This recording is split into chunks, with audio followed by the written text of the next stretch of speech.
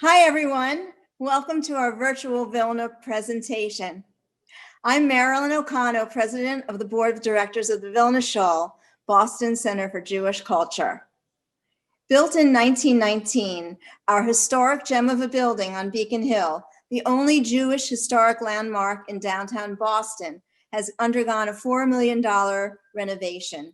This will enable the Vilna to serve our community in exciting, expanded ways once we are able to gather together post-COVID. In the meantime, we've had over 5,000 people join our Zoom programs. The Vilna opened its doors during the Spanish flu epidemic. We can absolutely imagine the worries, fears, economic and health crises from 100 years ago for a generation of Lithuanian immigrants, many of whom did not even speak English.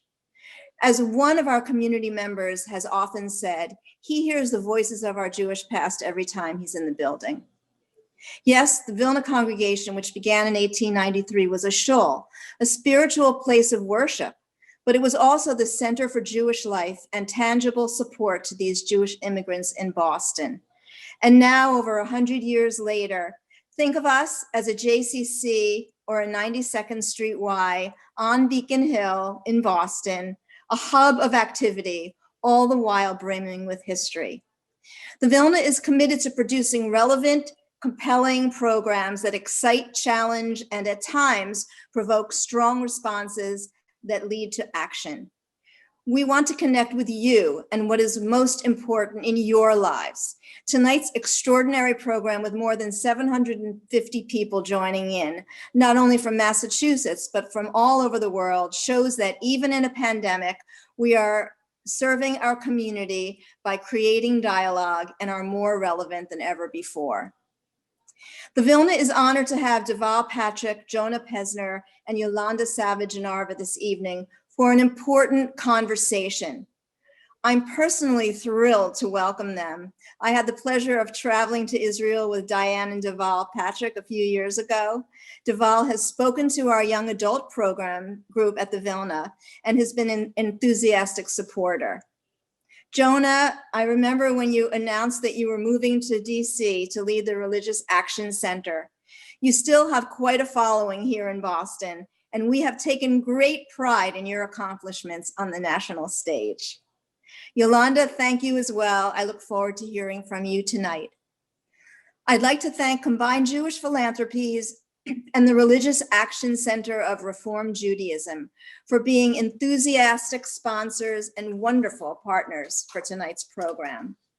I'd also like to thank our interim executive director, Mark Jacobs, our director of programming, Lynn Krasker-Schultz, Zach Wainwright for his help in making this event a reality, and Andy Tarsi for his guidance. And now I'd like to turn the program over to Rabbi Jonah Pesner. Jonah? Wow, thank you, Marilyn. What a wonderful introduction. What an inspiring video and story about the Vilna Shul. Let's just savor that story. It is such a metaphor, a reflection of the Jewish experience that for 5,000 years, no matter how dark times are, no matter how challenging the world becomes, no matter what state of disrepair we find ourselves in, we can rebuild, we can renew, and we can reconstruct. Marilyn, the Vilna Shul is living proof of that. Thank you for that work. Thank you for keeping the heart of Judaism beating from Boston and beyond. And what a great metaphor for tonight, because I guess it's possible. You've got a rabbi who used to be from Boston and an elected official who used to be the governor of Massachusetts, and you've resurrected and rebuilt us for the night. So, well done. My dear friend, Deval Patrick, who was the two-term governor of Massachusetts, made history with his election and elevation, who also served as President Clinton's undersecretary in the Department of Justice for leading the Civil Rights Division, an incredibly important and powerful position, who has leveraged his position as a corporate leader in various settings to do justice and love mercy and hold accountable corporate interests for issues of social justice, and who has been a dear friend to the Jewish community, but I say that in a way that is probably intimate and real when you actually know Deval Patrick. And I suspect of the 750 people who've logged in, Deval, many of them actually have felt your warm embrace, have been held by you in moments of loss or joy, worked with you, partnered with you, been inspired by you, your personal story, and your life's work. People can see your bio on the website, so I'm not going to read all of the accomplishments in addition to being the governor and the head of the Civil Rights Division. But I do want to remind people that when you served as governor, you animated your friendship with the Jewish people and with the state of Israel, so much so that you were always responsive to the Jewish Community Relations Council and to the CJP, Combined Jewish Philanthropies, to the synagogues, to the rabbis. You always met with us. You often took leadership around issues of concern. You, as Marilyn articulated earlier, traveled to Israel. But a peak moment that comes to mind was you're getting an honorary doctorate from the University of Haifa. And when I visited with you recently, before COVID, when we could do such things, prominently displayed in your study is that honorary doctorate as one of the things that you're most proud of. You have had not only Shabbat dinner in my home, you've had Erev Rosh Hashanah dinner in my home, and you have had Pesach Seder in my home. And the last thing I'll say about you, Deval, in love, was the story about the night when you came to us for Seder. And I guess I was over-explaining the rituals, and you interrupted me, and you said, Jonah, do you think this is my first Passover Seder? And of course, anyone who knows you spend a lot of time with your Jewish family. Thank you for joining tonight to be part of this very important conversation about racism, about white supremacy, and how we can come together to transform our world. Welcome, Deval Patrick. Thank you. I also want to introduce our participants to the amazing Yolanda Savage-Narva. It became clear when the idea to do this program emerged. At first, it was just going to be a conversation that Deval Patrick and I were going to engage in around racism, Black Lives Matter, and the racial reckoning that we are experiencing. And it became clear as we planned our program that it would be critical and essential as we dialogued with Black and brown Jews, Jewish leaders of color, that we needed to hear and center voices of actual Black Jews that are more directly impacted by racism than those of us who have white privilege and don't experience racism directly, particularly as Jews. People may not realize that the Jews of Color Field Building Initiative estimates that 12 to 15% of the American Jewish community is Jewish of color, non-white. So that could be Black, brown, Latino, Asian, Jews of all hues, Mizrahi. And so I turned to my partner in crime, Yolanda Savage-Narva. Her day job is to be the executive director of OUDC, Operation Understanding DC. That was a historic organization that trained Black and Jewish young people to take leadership roles.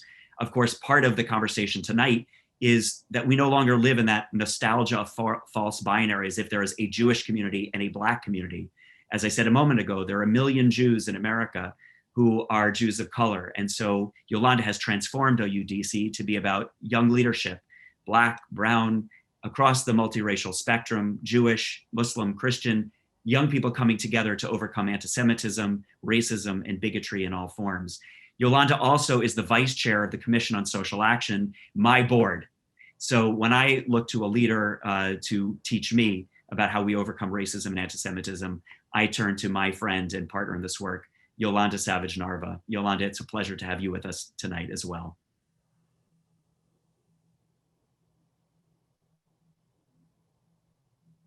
I am not seeing Yolanda. I see her. Yolanda is there. Oh, good. Okay. I see her, but I don't hear her. All right.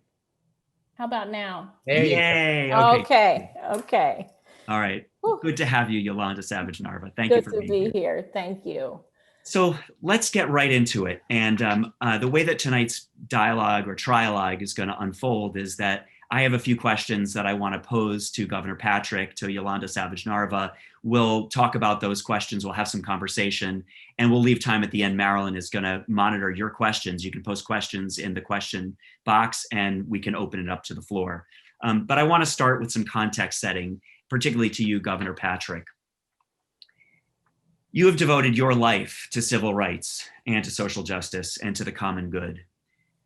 Can you put this moment in time?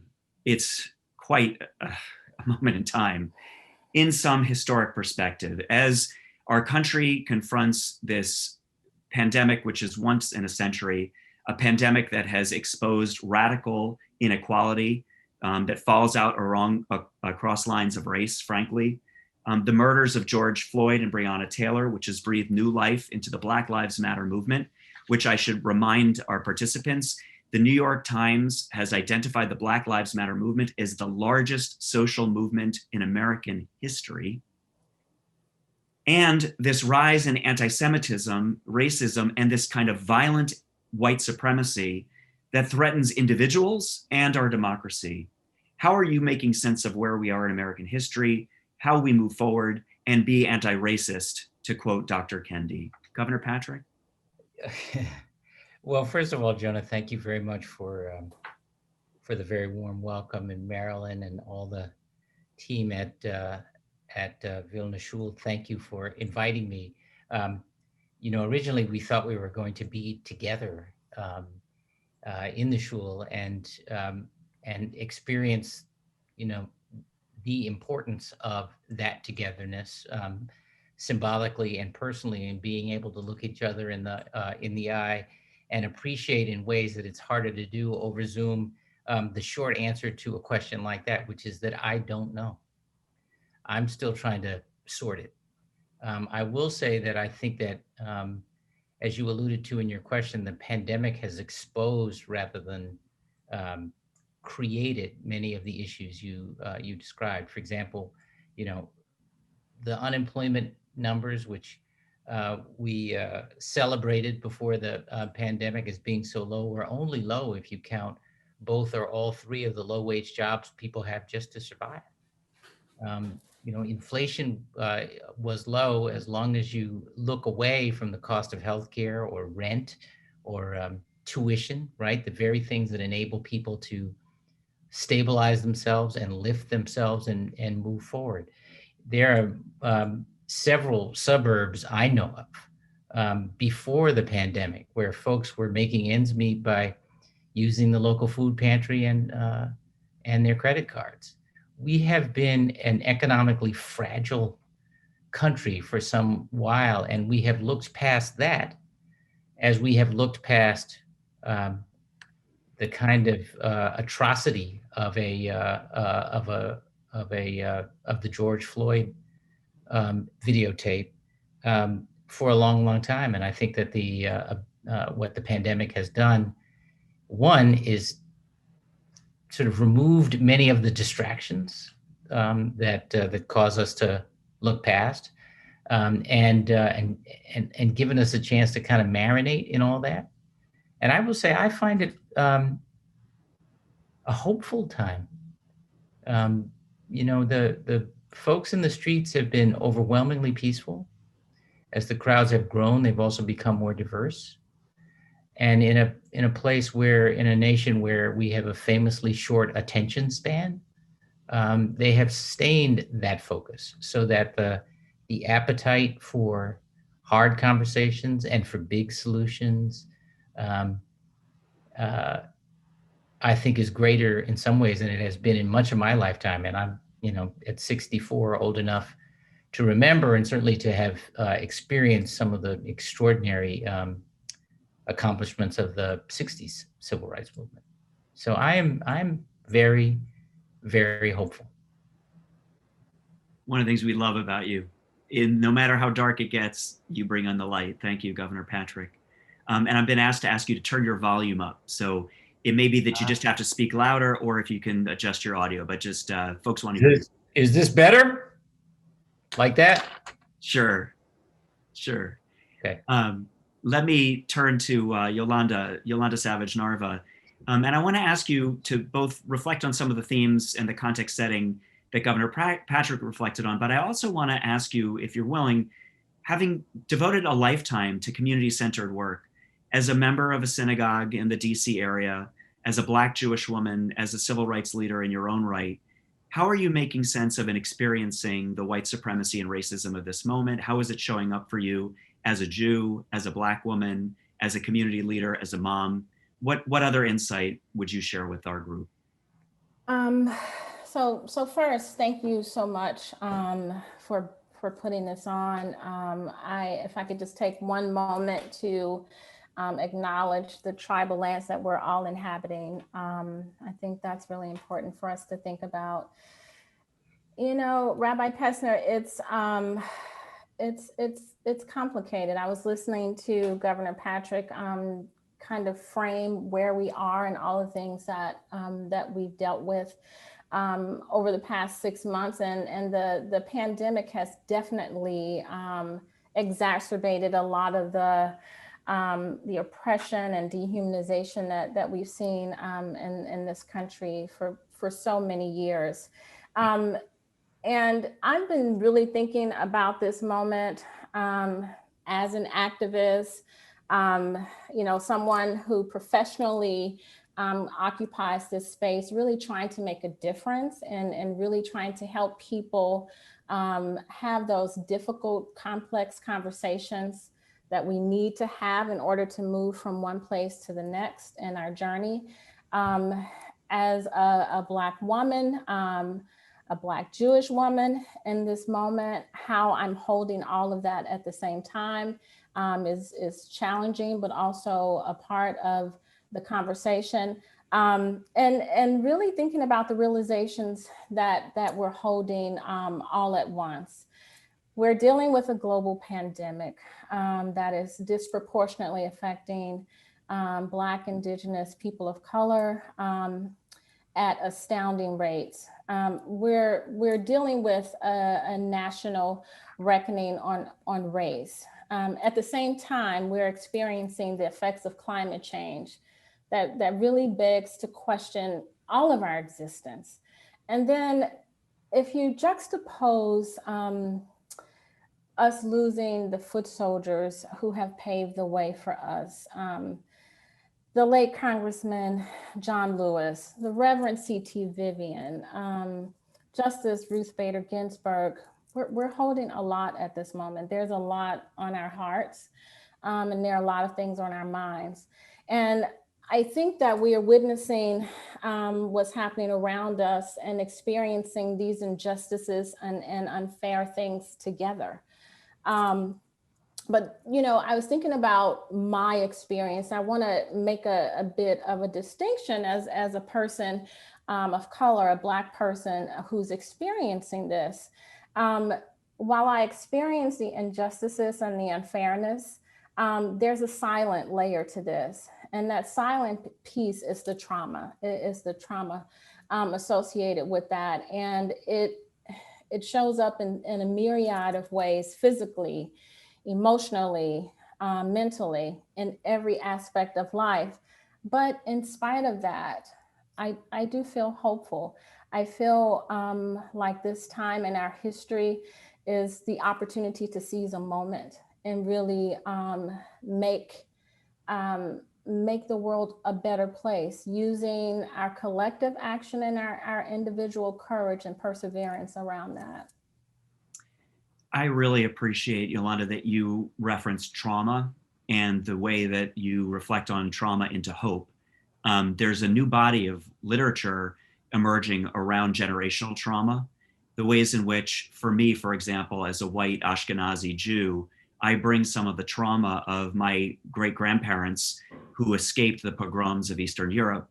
My grandmother, who used to tell me the story of having to hide under the floorboards of her house while the Cossacks came through to rape the girls and kidnap the boys. She saw the rabbi of her town dragged through his town by his beard, tied behind a horse. I've come to understand that some of who I am and what I do is informed by the kind of intergenerational trauma of that experience. And then there's, of course, the trauma that you referenced, which is the trauma of what we experience in the daily life of a place or a time or a context when there is racism, there is anti-Semitism, there is white supremacy. And yet you both referenced hope. So before I go to the question I thought I was going to ask, I want to go drill down on hope a little bit. And somebody actually in the question box noticed Ruth Bader Ginsburg is over my shoulder. And since Yolanda, you referenced Ruth Bader, or as my family who grew up with her in Brooklyn likes to call her Little Ruthie Bader, She was famous, of course. I'll make sure people know that the Religious Action Center Reform Judaism, which I lead, was the site of the drafting of the Voting Rights Act of 1965. We were where Dr. King used to have his offices in Washington, and we housed the Leadership Conference for Civil Rights, who wrote the Voting Rights Act. It was eviscerated by a case in the Supreme Court, Shelby v. Holder, in 2012, I believe. And in the withering dissent, Justice Bader Ginsburg challenged the majority that ruled that things are better now, in essence, which we can see clearly things are not better. And she said, that's like standing in a rainstorm underneath an umbrella and saying, gee, I guess I don't need my umbrella anymore because I'm not getting wet. Ruth Bader Ginsburg wrote famously that her dissents gave hope to future generations that things could be different. So we can all take some inspiration from that. Governor Patrick, I'd love to go back to you to ask you to think with us more about sources of hope. Who are the activists? Who are the thought leaders?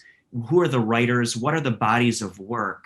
You referenced earlier the multiracial movement that has emerged through Black Lives Matter. What are other places that you're actually seeing in the way that Ruth Bader Ginsburg saw hope in dissent?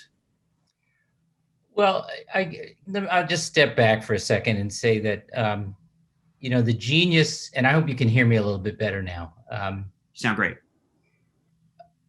We were, as a nation, flawed from the start in the sense that, we committed ourselves to these ideals, civic ideals of equality, of opportunity, of fair play, and knowing, and this is important, that we were starting off without being true to those ideals. The genius of our founding is that the mechanism for reinventing ourselves and closing that gap was built in from the start.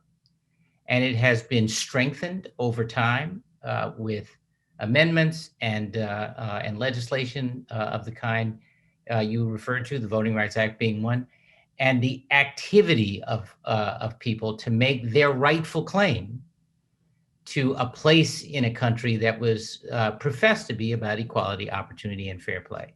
To me, the hopefulness comes when we are actively about trying to close that gap, and it dissipates when we just kind of say, we don't have time for that anymore. And by the way, I think historically, when we have been actively about closing that gap, that's when we are an inspiration to the world. That's when. That is our superpower. And to me, it feels like, there's a what's the term? Woke. Lots of folks feel woke or act woke or sound woke. I think the big challenge today is the one that Anand Girdidas, my friend, describes, and that is whether the woke will leave room for the still waking. Meaning, are we just going to, we're going to gather all the people around us who agree with us and move on? Or are we going to surmount the, division for fun and profit that we see from our leadership today and be intentional about bringing others with us? And I think there is a possibility that we will be not just woke, but about bringing others along. And I see that, but I take that. It's one of the reasons why I took the chance, even after, being married to a woman who is in a vulnerable, vulnerable because of her having survived cancer. I'm talking about the pandemic now. And I'm the brand new grandfather of our second grandchild who was born a week ago Saturday, and her mothers are super careful. And so, I should be, thank you. I should be in lockdown, but I wanted to be out because what I found is that the leadership is coming from neighborhoods. I mean, I met all these amazing people and leaders in Louisville the other day. They're mostly young. They're all younger than me, but they're mostly young. They're all Black women. And most of them you haven't heard of.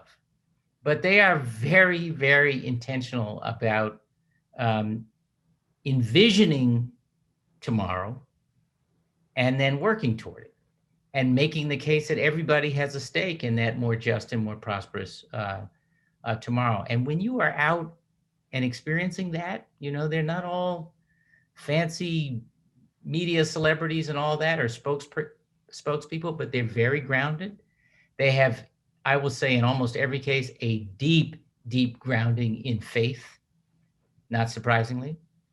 And that is a source of hope for me. And it's one of the reasons why I thought it was worth having to sleep outside for 2 weeks when I get back, to be able to go out and get a little taste of this. Well, hopefully they'll let you back in the house. Knowing you for as long as I've known you and worked with you closely, I want to ask a question to build on what you just shared, if I could, and then Yolanda, I'll come back to you in a moment.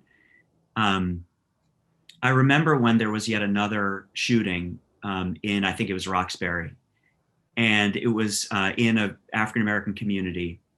And so protocol was that the mayor would show up because it was in Boston, and you got hammered by the community for not showing up. And you said publicly, so I'm not revealing anything, but I was there. There was a burden in being the first Black governor of Massachusetts because the community held you in a way that the 70 white governors before you were not held. So I want to ask you, living in the body that you live in and the life that you've lived, and knowing people suddenly who never knew what woke meant before are saying, I think I might be woke, but I don't know what that means. Especially I'm just now as a white guy, identifying with a lot of white people who want to be colorblind and want to say, oh, none of it matters, but knowing it matters. What insight have you gained in your career and in your life as a civil rights leader, Deval? Well, I mean, there's a lot, as usual, in that question, Jonah. I think in the example you gave, it was part of my own growth to understand what a gift it was in the end to be held by the community and other communities that way, to have raised their expectations, not just of me, but of themselves, and that their expectations extended beyond the election to what we did after the election and in between elections, which is exactly what I had asked them to do. I'm very close to that family even now, who experienced that loss and called me out for not rushing to the scene. I remember I guess I would say, just to back up from that kind of experience, is that I had to learn that jobs like the one I used to have are this funny blend of substance and performance art. And I would resist the performance art because it felt like it was diminishing the substance. I do think you have to keep them in balance. Now, mostly what we get is performance art. And I will say, I worry about that a little bit, even among some of the folks, the woke folks who are leading us right now, how there's an insistence, or it feels sometimes like if you don't use exactly the right words, if you don't wrap your arms around exactly the right slogans, that somehow you're not woke enough. This is my point about whether, there's room for the still waking. We are on a journey, and we are divided, I will say, though less divided than we think we are, but we are divided in part, I believe, because we don't know each other. All we get is the cartoon version of one another. And we are asked to react to the cartoon version of one another. And when that's all you have, it actually is easier to divide than it is to unite. Unity requires understanding, and understanding is grounded in love, and that takes time. It's intimate, it's hard, it's personal, and it involves risk, that, the hand you extend, the openness you show may not be returned in kind. But I am blessed because I have had in my life lots of opportunities to take that kind of chance with other people, and they with me. And it's scary. But the more you do it, the less scary it is, because you know what gifts await on the other side. And I think there's something about that work that we're going to have to learn to do again. I have some policy ideas around that, but that's for another conversation. Oh, well, we'll go to policy in a minute. I do want to say, in our work together, one of the places we lived that was when you would work with the Greater Boston Interfaith Organization, which brought people into proximity, right? White suburban Jews from Newton with people of color from Roxbury, Dorchester, Mattapan, and the Christian tradition, the Islamic society, and in a multiracial, multi-ethnic, multi-religious proximate movement. And you loved engaging with that community because you understood it was both a lever for social change and to get people outside of themselves.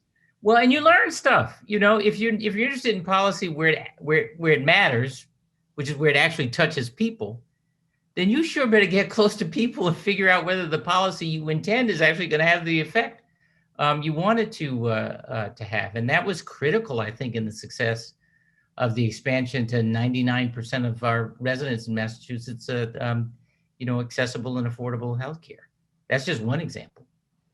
So let me turn back to Yolanda for a moment, because when Governor Patrick talked about proximity and relationship and that it's slow and intimate, you lead a strategy which is the epitome of that, right? OUDC, which is small. It's 20, I think it's 20 students. Is that right, Yolanda? 24, yes. And it's slowly and strategically investing in the right leaders to get into relationship, make change. What reflections or observations do you have about the way we kind of overcome the cartoon polarization of this moment and affect change by getting people, I think, as Governor Patrick said, from not yet woke into wokeness?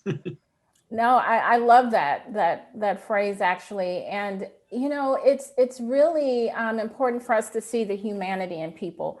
And in order for us to do that, we're going to have to recognize that on this journey that we're all on, we're at different places on that journey, and everybody's entering with a different understanding of what that journey is.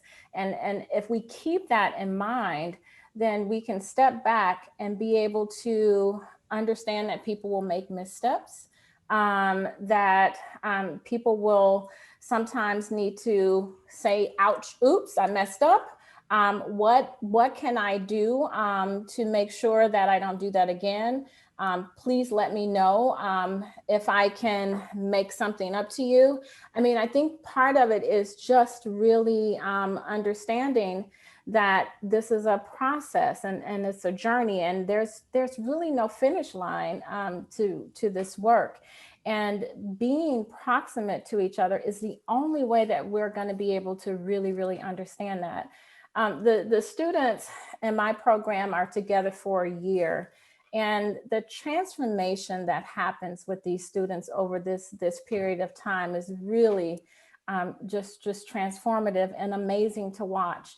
And they come from different parts of the community. They come from multiple racial backgrounds, multiple religious and ethnic observances are a part of the conversations that they are having. And they, back to the hope piece, they give me hope, because I watch them come to the table vulnerable, a little fearful of what they're going to learn about themselves as well as about the other, and then transform themselves and each other in the process.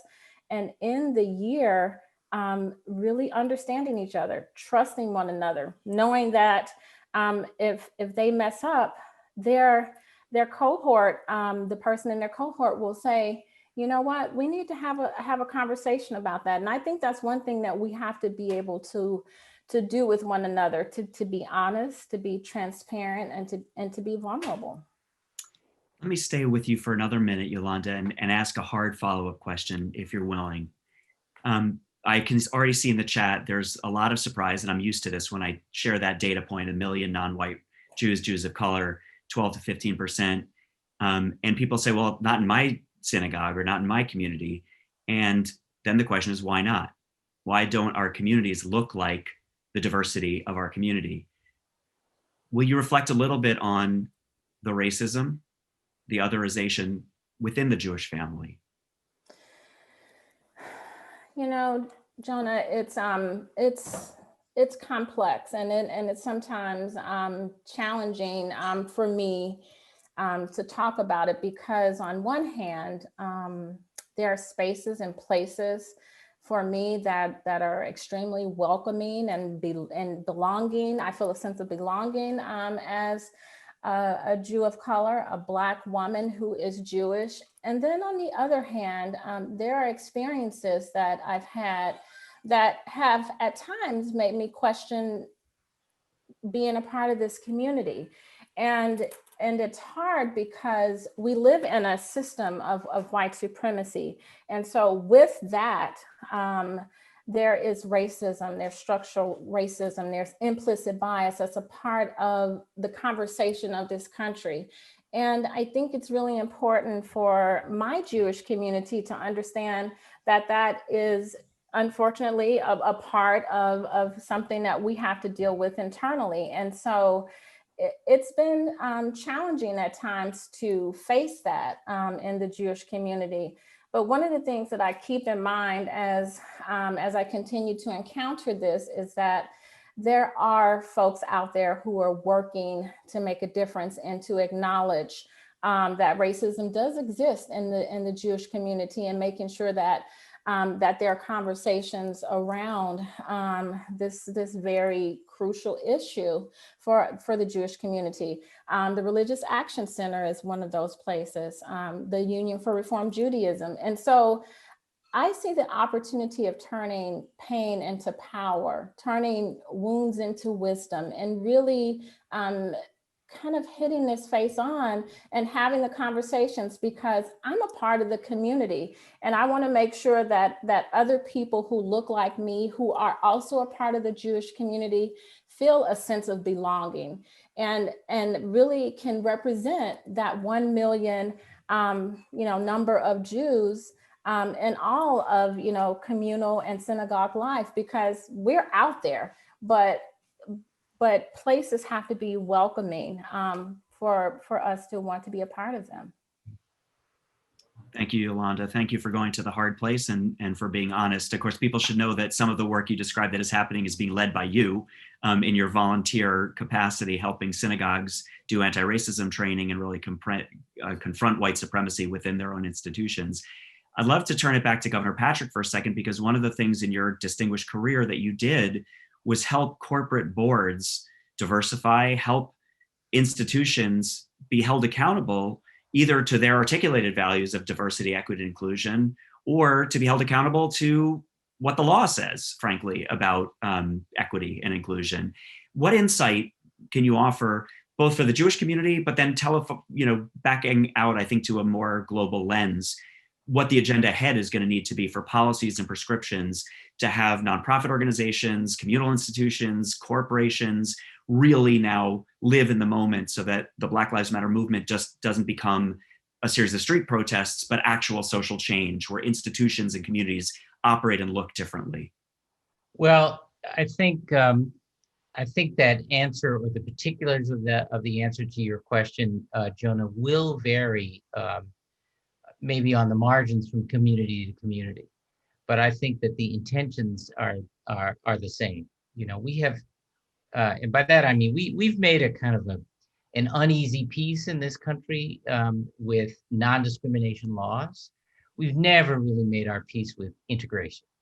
And by that I mean, actually living integrated lives. That is not the same thing as having, a proportion of the board filled with people of color or women. It's not the same thing as having a proportion of an entering college class filled with qualified Black people and brown people, around which things, by the way, we have also not reconciled. We haven't made, we start down this path, and all kinds of objections are raised and argued. Raised, some of which I was involved in when I was at DOJ as head of the Civil Rights Division. We sent the kids in to integrate the schools because the adults would integrate the neighborhoods. And integration isn't about court mandates in the end. It's going to be about, whom you invite to your dinner table and who you socialize with, and whether you take the time to go understand somebody else's experience instead of limiting yourself to coming and asking others to understand yours. It's a two-way street, and it's a journey, and it is very personal. I think on a practical level, some of the ideas around, Black business creation and wealth creation, not just jobs, but wealth creation. Jobs are important too. The startup sorts of things that Dale, I know, and others have been involved in Boston and beyond, that coaching, access to capital. We have to democratize that. And I think there's real potential in that. I think it turns out that the investments in high quality education and in infrastructure that turn out to be really important to everybody else are also enabling for Black and Brown communities, where the lack of investment, or in some cases the disinvestment, has gone deeper and been more prolonged. So there are those kinds of issues. But I will say, I'm a huge proponent of national service. I don't know that if I had my druthers, we'd do what Israel does, and it would be compulsory. I don't care whether it's military or civilian. We probably aren't quite ready for compulsive, but I wish it was. I think there's steps we can do to make it an expectation. And I think that it has a value on a host of levels, alongside, the opportunity for maturing and so forth. But the fact that you could be with others from other backgrounds and other points of view, folks who take the same information and come to different conclusions because culture is different, and work alongside others in service of unmet needs. And we have lots of them in this country. Over the course of a year or two, again, civilian or military, domestic or foreign, I think we go a long way to helping us understand we have a lot more in common, both in terms of our aspirations and our anxieties, than we think we do. And that some of the things that divide us are not as important as we think they are, or not things that we can't come to some place where we can at least understand. Love to hear a little more from you, because I'm thinking about a moment where it's even polarizing whether you wear a mask or not, right? There are those who are saying, don't take away my liberty and make me wear a mask. How would we build the political will? Who would have thought that we could politicize a national health crisis, for Pete's sake? I mean, when we were dealing with the crisis following the bombings after the marathon, can you imagine that someone politicizing that? It was the turning to rather than on each other that enabled us to find these two terrorist needles in a haystack in 100 hours, and to emerge in many ways stronger than we were before. We have examples of that, just as we have historic examples of the use of fear and division as a political tool. And I think we're just going to have to call that what it is, and intentionally put it down, and offer a vision and example of a much better and much more hopeful future than the one we've been getting, I believe, in a steady diet for the last few years. Well, I think we all share your hope that we won't just keep going with these winner-take-all kind of tribal politics, but this vision of national service becomes a metaphor in a way for like the common good, right? That we are not red and blue, but we're red, white, and blue, and that we have a shared vision. We're getting to the point where we should take some questions and the question box is getting really full. I just want to ask both of you before we open it up, if there are any other policy prescriptions. I know, Yolanda, you spent a career before you went to UDC doing healthcare policy and access for Native peoples and in the Indian Health Service. You've thought a lot about public policy. Governor Patrick, you referenced, living in being integrated, which there's the personal view of where a virtue of where you live, but there's also like housing policy and school funding and school policy. I'm curious, for either one of you, what are some of the policy prescriptions so that government can be a lever to help really evolve our country to where it needs to be? Yolanda, do you want to go first? And then maybe we'll hear from Governor Patrick, and then we'll open up the floor. Sure. So policy is so important. I know there are multiple ways to address what's going on, but the policy piece is really important. And I think policy at the federal, state, and local level is needed to address the myriad issues that we're facing. You know, from the federal standpoint and federal policies, I would really love to see a national policy around truth and reconciliation in this country. Yeah. Amen. Admitting, acknowledging, you know, starting from the genocide of the indigenous peoples, and really acknowledging and admitting that that's where the foundation of this country started. And so that piece is really critical for me.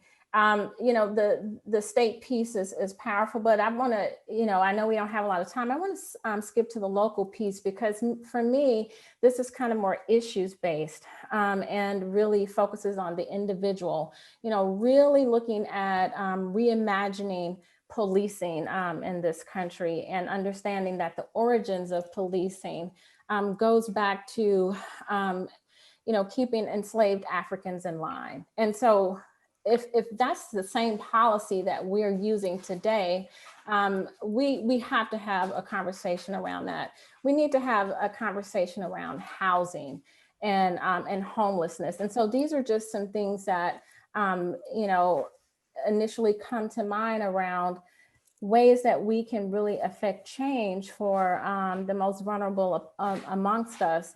And there's a federal response, there's a state response, and then there has to be a local response as well.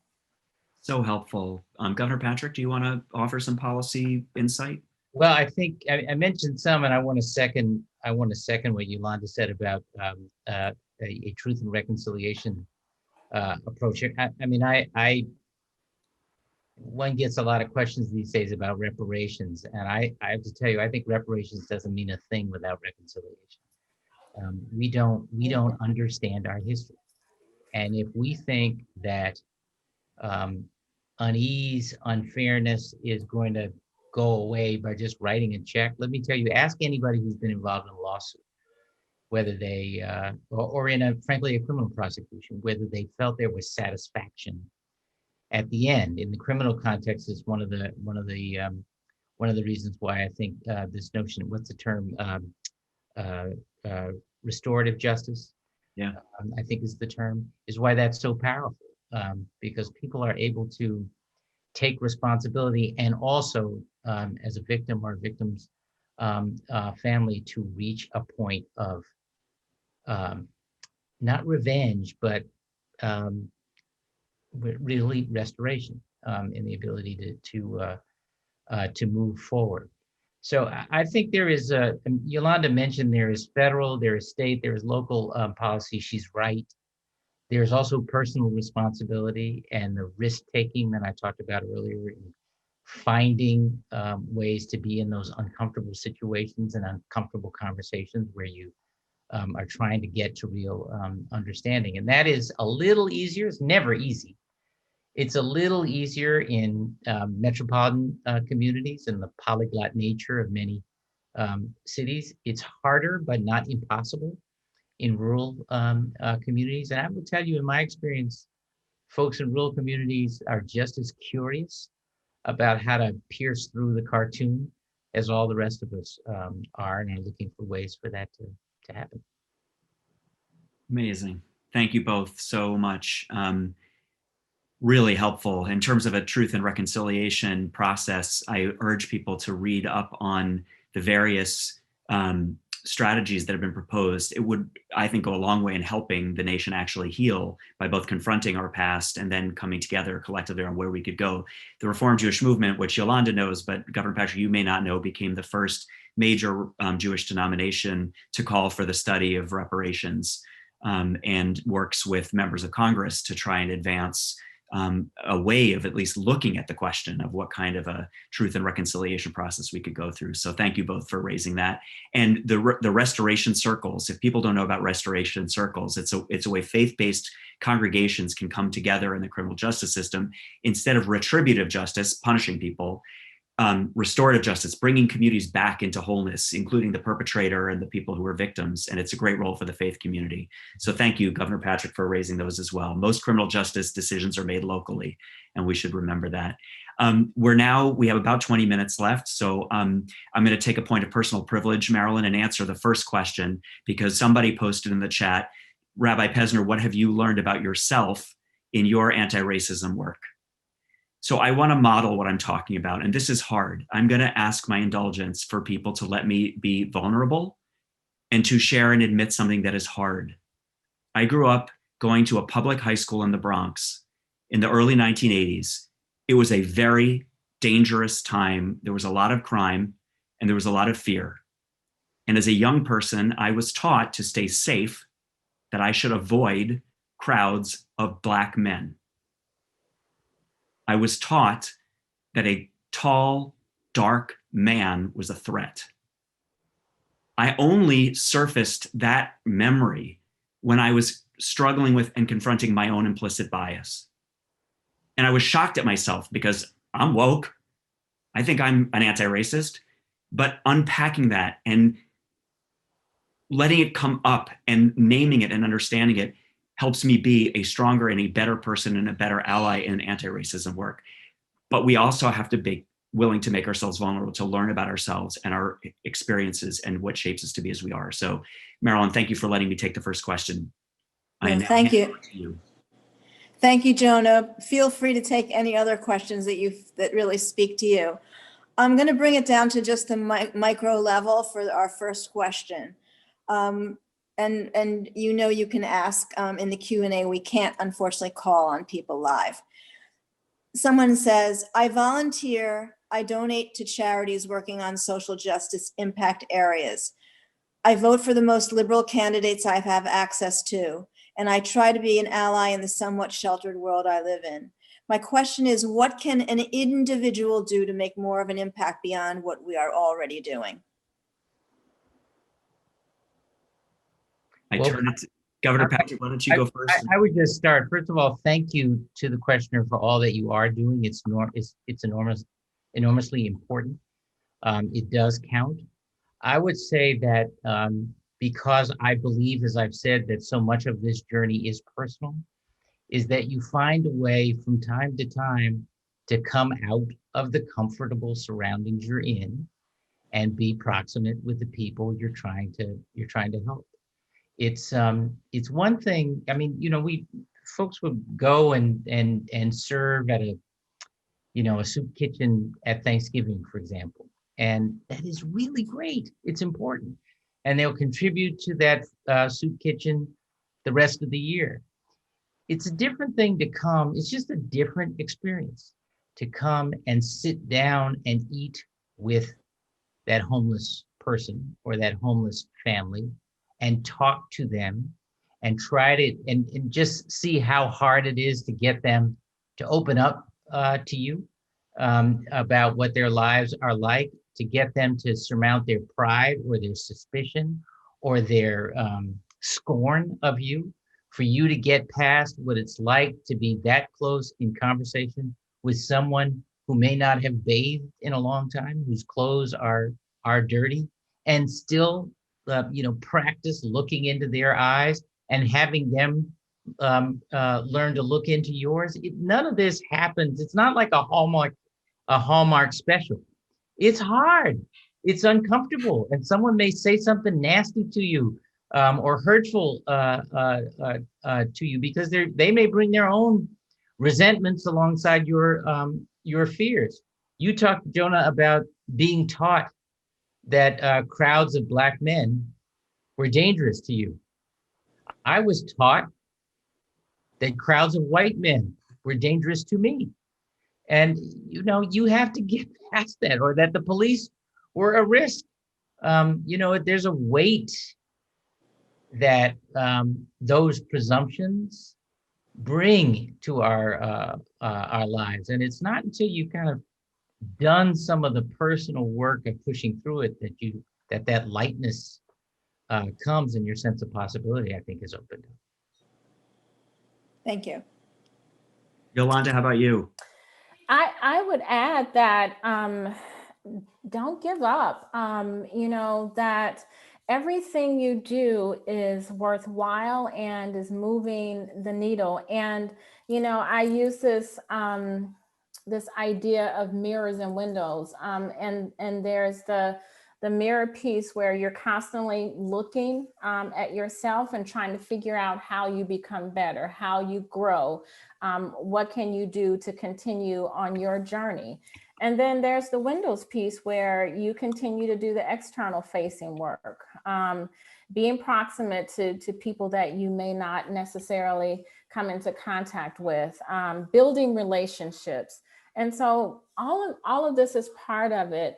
There's not one piece that's better than the other piece.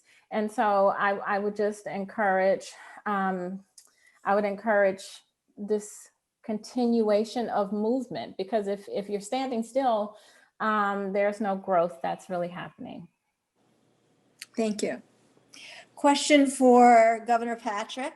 With the rise of social media, which gives everyone access to massive platforms and audience, what's your advice for the younger generation to navigate and decipher the difference between substance and performance art? Wow.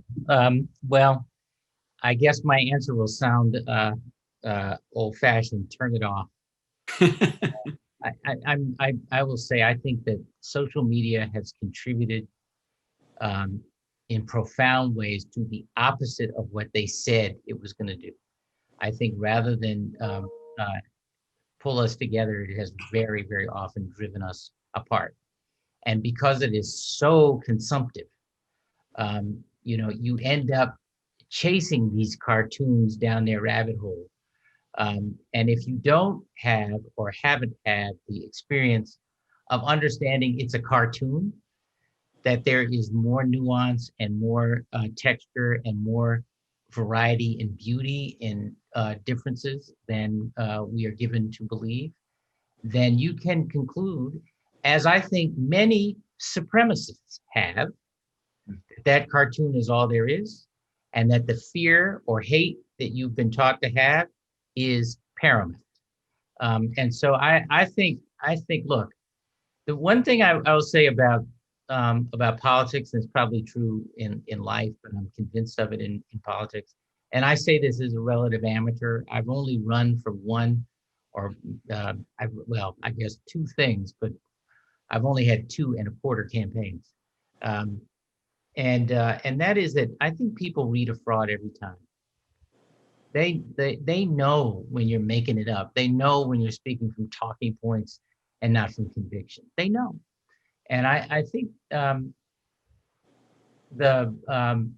being out where people have to look you in the eye and they you is a different thing than the snark exchange that happens in a lot of social media. And even for the folks who don't have what we used to call home training when I was growing up, still have a sense that it is harder to blast somebody whose hand you've shaken, back when we could actually shake people's hands. So I guess I'd say find ways, as we have tried to do with our kids and now grandchildren, for them to actually be with other people who are different and have experiences that are new, so that their only impression is informed by the huge volume, but actually limited insight of a lot of social media.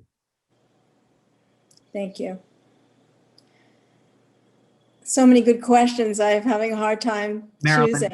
Marilyn, maybe I can jump in on the movement. Sure, please. The Movement for Black Lives platform in Israel, which I think is not a question for Governor Patrick or for Yolanda. It's really a question for me as an institutional Jewish leader. A lot of people have asked about how we say Black Lives Matter, full stop, full throat, and lean into being anti-racist.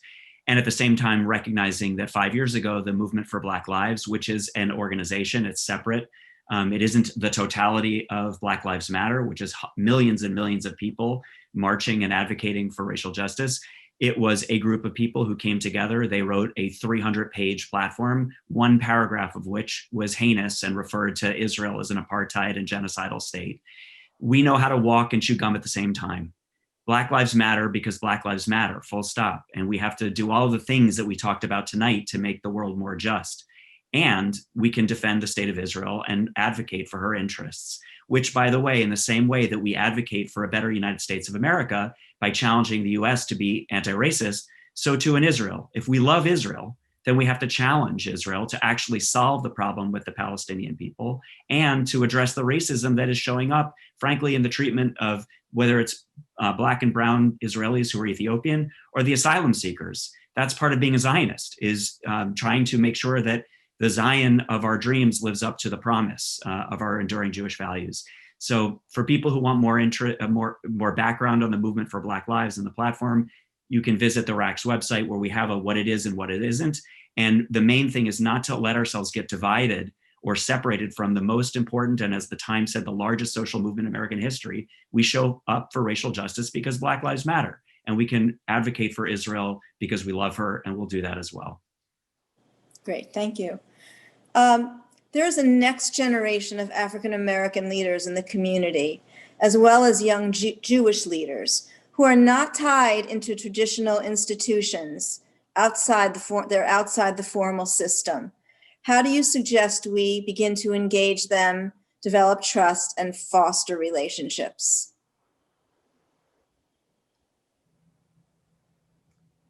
Yolanda, you want to start? Yes, I think I'll jump in on this one.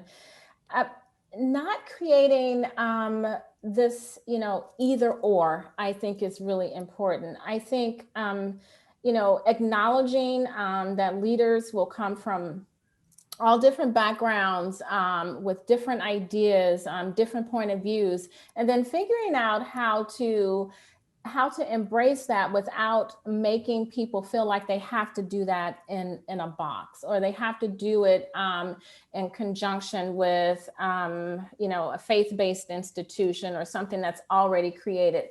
I think there's a generation of folks who want to do things differently, and doing things differently is okay. There's not a prescription. There's no one way to lead and to make a difference in your community.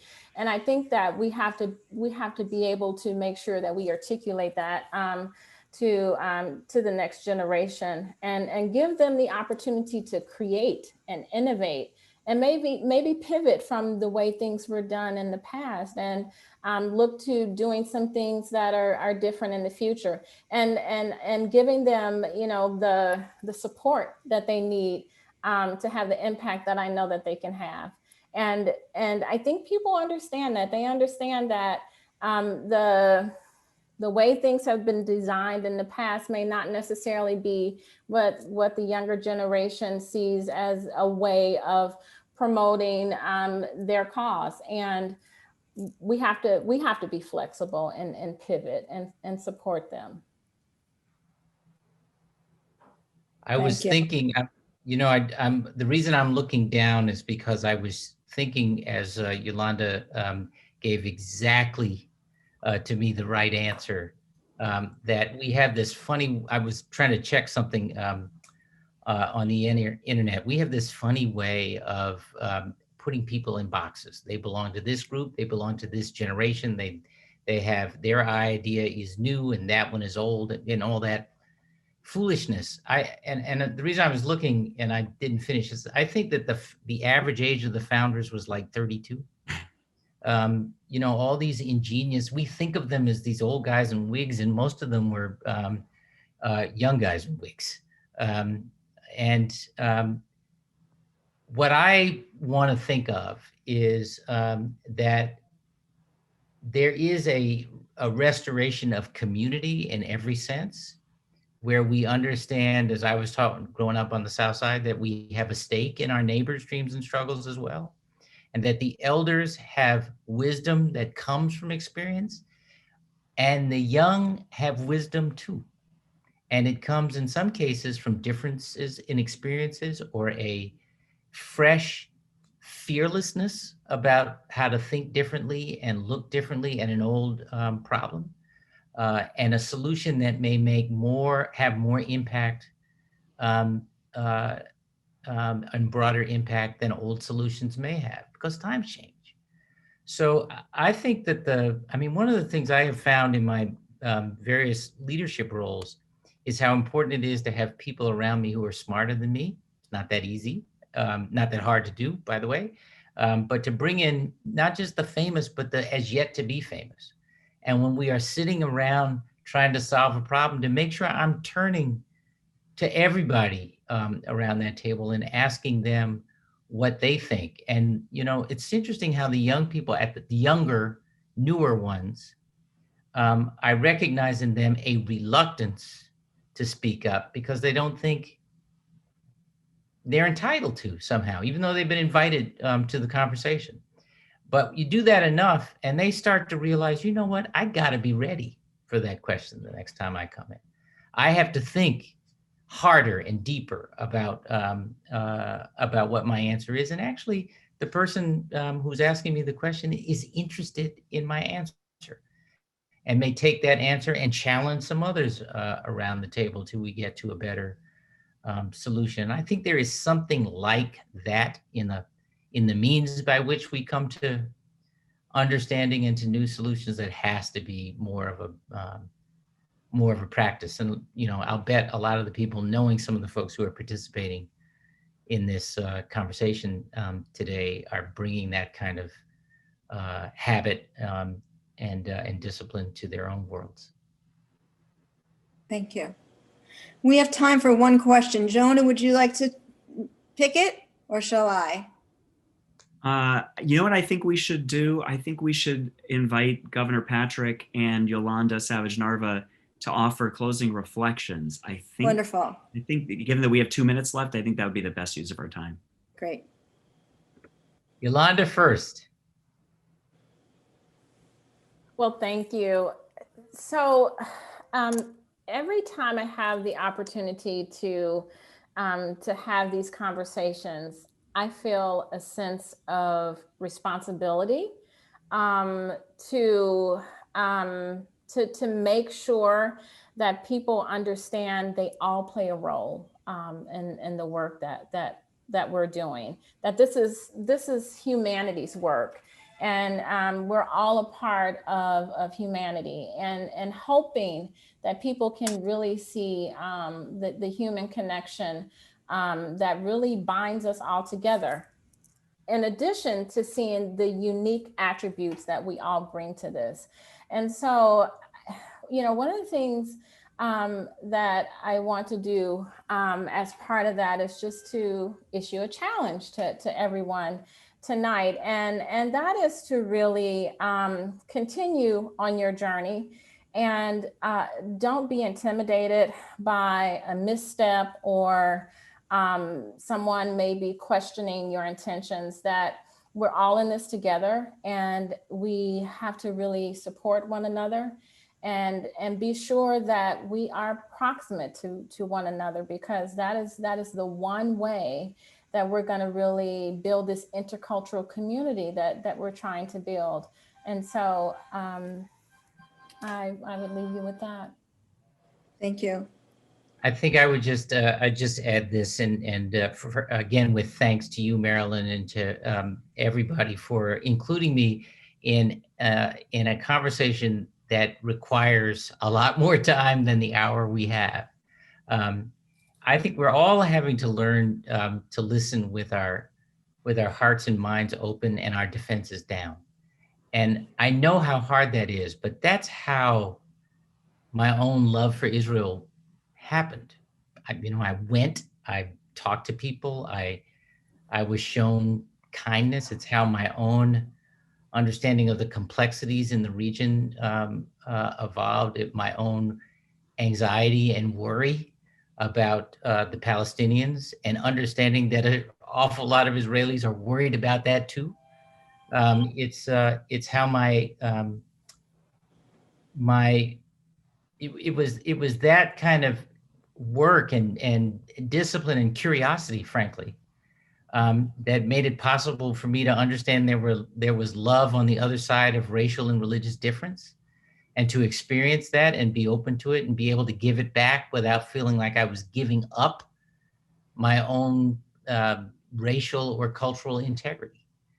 Sooner or later, we're going to have to decide who we are as individuals, and to be that all the time, with all of the missteps and the awkwardness that sometimes comes with that. And if you start to recognize when other people are trying to live their whole selves all the time, and you start to find those fellow travelers, and they become the meaningful people in your life. And so you have ways to ask, and environments where you can ask that awkward question, and still have a relationship of trust when you come out the other side. And I've had to do that and learn to do that, and tried to be that for others. And I can tell you, it has enriched my life, and I think it can enrich whole communities. Thank you. Jonah, do you have any closing words for us? Oh, we are just, savoring the beautiful words that were spoken by Yolanda Savage-Narva and Deval Patrick. I love you both. I think everybody, all 750 people who joined us tonight, Marilyn, I know you joined me.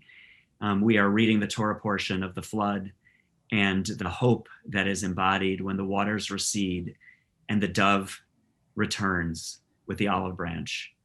Deval Patrick, Yolanda Savage-Narva, you embody that dove returning with the olive branch, that transformation is possible, that justice can prevail, and that love will be our way. Thank you so much. Thank you.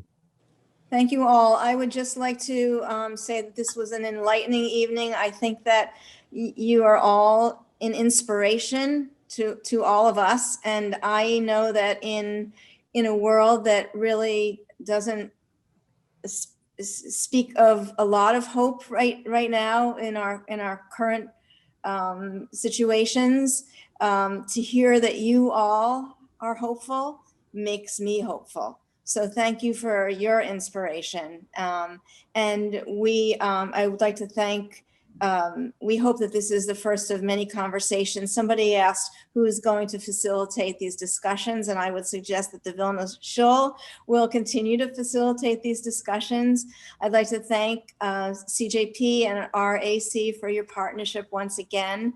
As a follow-up to tonight's event, please stay tuned, and on our website, we're having a 3-part series beginning December 2nd with Andy Tarsi and Nia Evans, both of whom, by the way, are fellow Cornellians. And that will be how to be an authentic ally. Also, this is another timely program we have this week. We have a fantastic program on women's suffrage. There's a lot of talk about a women's vote and how important it is in this election. So please go to vilnashul.org to learn more. If you've enjoyed tonight's event, please consider making a donation. Right now, your support is more critical than ever and will allow us to do incredibly compelling programs like the one you heard tonight. So thanks to all. Be well, stay safe, and we hope to see you again soon. Thank you. Good night.